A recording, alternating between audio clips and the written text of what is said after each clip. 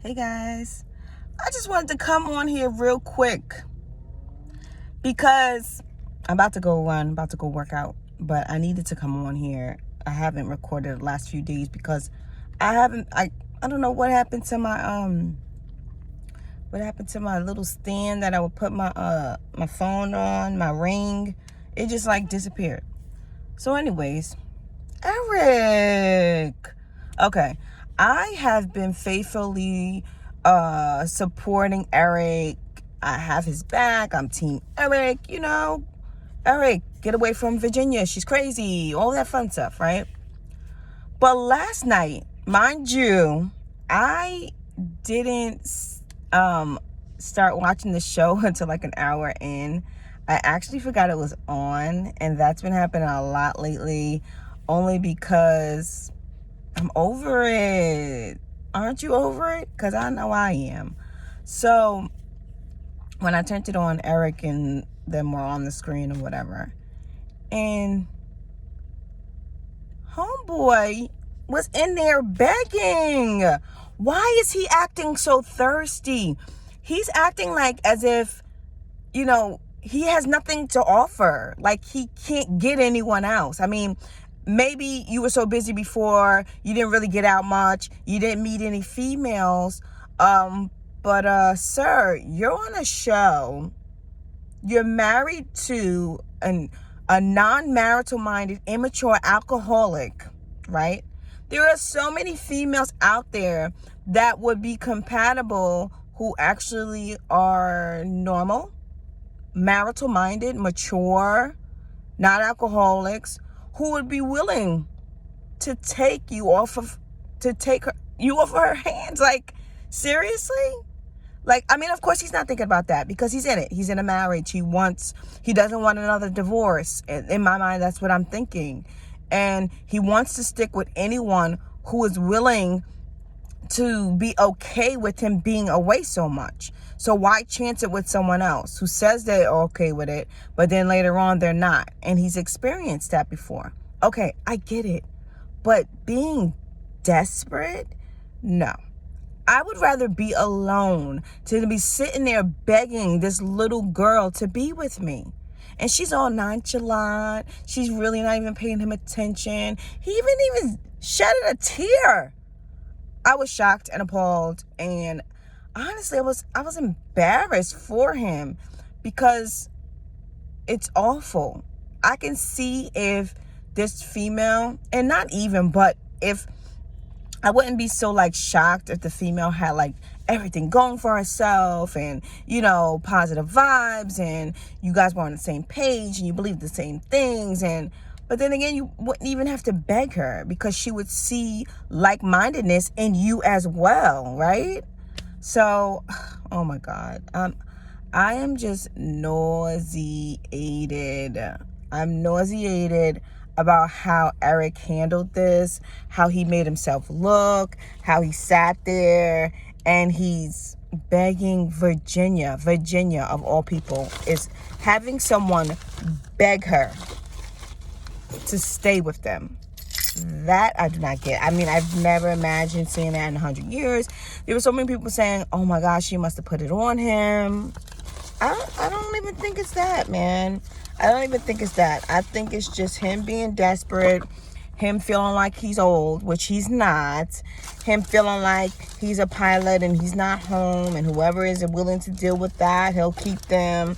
And it doesn't even have to be like that, because what Erik needs to keep in mind is they don't have a lot in common, and they don't share the same views on major things that are going to be detrimental in a marriage, in a relationship, most of all a marriage. And even when you introduce children into that, it's going to be 10 times worse. So that's something Erik really needs to think about. This relationship is going to continue to be toxic. They're going to have their highs and lows. Even they're aware of that, right? That they have highs and lows. That's not good. It's not good. And it feels like they have more lows than highs. And the highs make them think that, we can do it. But no. And another thing, Erik is so double-minded. He sits there begging her, but then when he talks about in his confessional, he's like, well, if she can't do this, then, I don't know. And I'm out, and this and that, a third. And it's just like, Erik, stick to your boundaries. Have some self-respect. Like, seriously, like, don't lose your self-respect over this little girl. Like, come on. It does not even make any sense how people, like, find excuses and ways to settle. It's really sad. And it's crazy because, I say this, but I have settled in the past as well. And when I sit down and I even think about the different people that I've dated or even entertained, I'm like truly disgusted with myself. I look at everything as a learning experience, but it's just like, what was I thinking? What was I doing? Why didn't my mother body slam me? Like, those are the things that I think about. But sometimes you just have to go through things on your own, right? And I don't want Erik to have to go through this on his own. So, Erik, if you're listening, run. That is the best thing for you to do in this moment, is to run. Because this is not going to end well. This is not going to be good. You guys are just going to have dysfunction. And, like, who really wants that? Dysfunction? Toxicity? Like, always arguing and fighting over the major things. Not even, like, little catty things, but, like, real major things that you guys are fighting over. Like, I don't know, man. I don't know. I don't know what he's going to do. I mean, I know, he already said he's going to say yes. And it's just so funny how, like, everyone has their mind made up on this show, You already know what everybody's going to say, even without the spoilers. Oh, my God. I forgot my belly band. Oh, gosh. But, yeah, you know what everyone's going to say. And it's just like, no surprises. You just know. This season has been trash. It really has. It has been trash. It's like, they've really matched a lot of opposites. Like extreme opposites. And like, I'm hearing like so many couples saying like, I asked for someone who wasn't like this. Like Vinny, for instance. He said that he asked for someone that wasn't assertive and so on and so forth. I'm going to come back and talk about him because he is doing too much. He's a hot mess. And I am just over him. And everybody this whole season, and now I see so much people saying, oh, I'm sick of his whining. I'm sick of this. So I'm going to come back and talk about him and Bree. I just wanted to jump on and talk about Erik. Poor Erik. Poor Erik. I know he has his problems and his communication style and how he talks to Virginia is not ideal, but I feel like it's in his frustration being paired with someone that's such an extreme opposite of him and immature. He really doesn't know how to deal with it. I really think that's what it is. But all in all, he must have like a low self-esteem at this point. And finding out that his ex-wife just recently got remarried, is this like,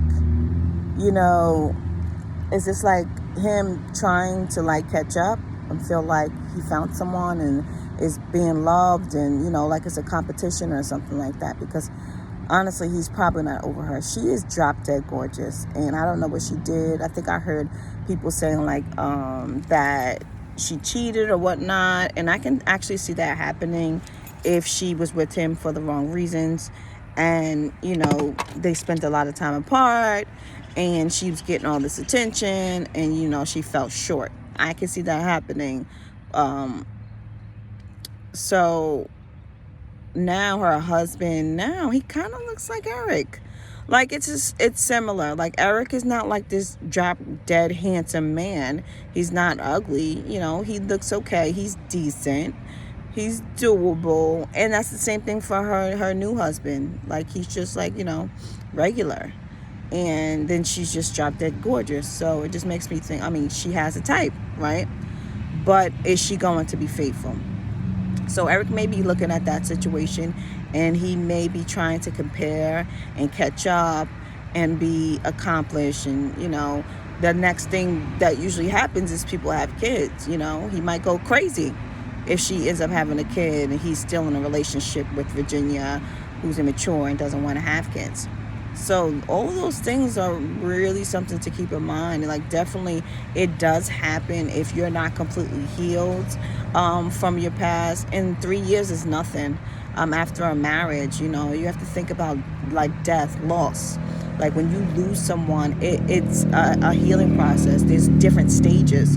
And a lot of people, look at, and especially in psychology, look at marriage as a loss. Like you lost something. So there is a grieving process.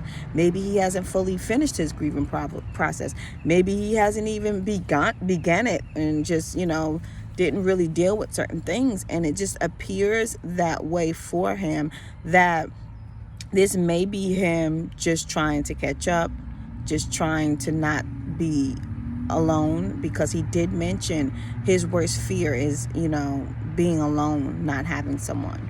And that's kind of sad. Like, and, he needs to deal with that, because you're never alone. He needs to deal with that being his fear. And, self-love is very important. And it goes for men as well. We talk about it a lot with females. Love yourself, this, that, and the third. But men need to love themselves as well. And if he loved himself the way that he should, he would not be begging Virginia. He would not be begging Virginia to be with him. There's no way. No one who loves themselves would beg Virginia to be with him. No one. She has nothing, from what I view on the TV screen, to offer. She is not compatible with him. They do not have the same beliefs. She does not want children. She's not marital minded with common sense of common courtesy and respect. She does not know what it is, right? She's willing to put everyone else before her husband. Why are you in love, Erik? Do you know what love is? Why do you think that Virginia is your soulmate? I have seen nothing on that TV screen that would exemplify Virginia being your soulmate. Nothing. And here she is talking about, I believe you can have more than one soulmate. And here you are getting frustrated again, which should be a red flag for you. Anything that comes out of her mouth is a red flag. And you need to assess your face. Every time she says something, your face. Look at your face. And just and feel what you're feeling, because you need to pay attention to your emotions. You need to pay attention to your gut, because this ain't it, baby. This ain't it. You're sitting there.